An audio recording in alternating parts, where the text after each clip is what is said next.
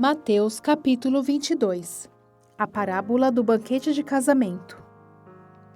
Jesus lhes falou novamente por parábolas, dizendo: O reino dos céus é como um rei que preparou um banquete de casamento para o seu filho.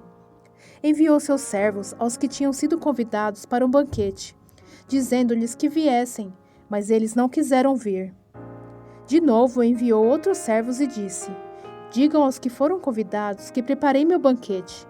Meus bois e meus novilhos gordos foram abatidos, e tudo está preparado.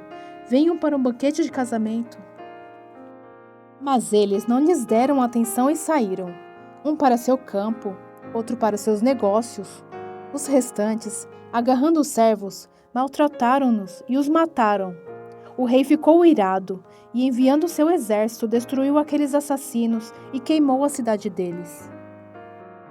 Então disse a seus servos: O banquete de casamento está pronto, mas os meus convidados não eram dignos. Vão às esquinas e convidem para o banquete todos os que vocês encontrarem.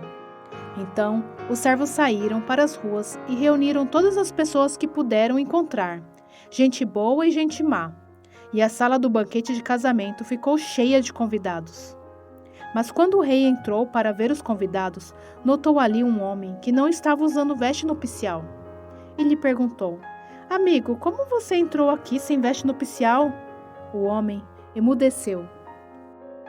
Então o rei disse aos que serviam: Amarrem-lhe as mãos e os pés e lancem-no para fora, nas trevas. Ali haverá choro e ranger de dentes. Pois muitos são chamados, mas poucos são escolhidos. O pagamento do imposto a César. Então os fariseus saíram e começaram a planejar um meio de enredá-lo em suas próprias palavras.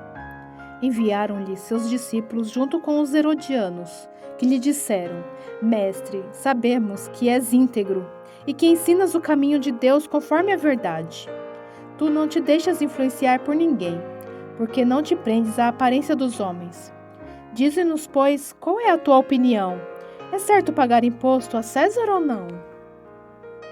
Mas Jesus, percebendo a má intenção deles, perguntou: Hipócritas, por que vocês estão me pondo à prova? Mostrem-me a moeda usada para pagar o imposto. Eles lhe mostraram um denário, e ele lhes perguntou: De quem é esta imagem e esta inscrição? De César, responderam eles. E ele lhes disse: Então deem a César o que é de César, e a Deus o que é de Deus. Ao ouvirem isso, eles ficaram admirados e, deixando-o, retiraram-se. A realidade da ressurreição. Naquele mesmo dia, os saduceus, que dizem que não há ressurreição, aproximaram-se dele com a seguinte questão: Mestre, Moisés disse que se um homem morrer sem deixar filhos, seu irmão deverá casar-se com a viúva e dar-lhe descendência. Entre nós havia 7 irmãos. O primeiro casou-se e morreu.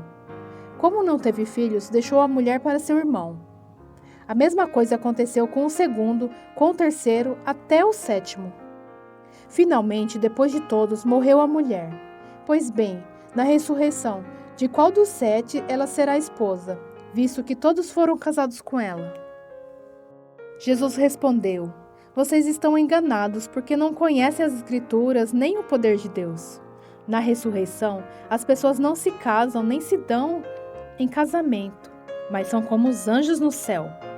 E quanto à ressurreição dos mortos, vocês não leram o que Deus lhes disse: Eu sou o Deus de Abraão, o Deus de Isaque e o Deus de Jacó?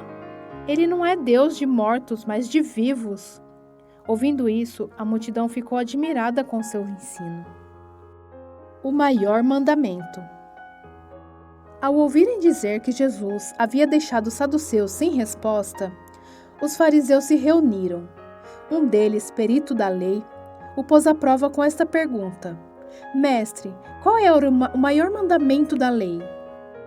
Respondeu Jesus: Ame o Senhor, o seu Deus, de todo o seu coração, de toda a sua alma e de todo o seu entendimento. Este é o primeiro e maior mandamento, e o segundo é semelhante a ele: Ame seu próximo como a si mesmo. Destes 2 mandamentos dependem toda a lei e os profetas. O Cristo é Senhor de Davi. Estando os fariseus reunidos, Jesus lhes perguntou: O que vocês pensam a respeito do Cristo? De quem ele é filho? É filho de Davi, responderam eles. Ele lhes disse: Então, como é que Davi, falando pelo Espírito, o chama Senhor, pois ele afirma: O Senhor disse ao meu Senhor: Senta-te à minha direita, até que eu ponha os teus inimigos debaixo de teus pés. Se, pois, Davi o chama Senhor, como pode ser ele seu filho? Ninguém conseguia responder-lhe uma palavra, e daquele dia em diante ninguém jamais se atreveu a lhe fazer perguntas.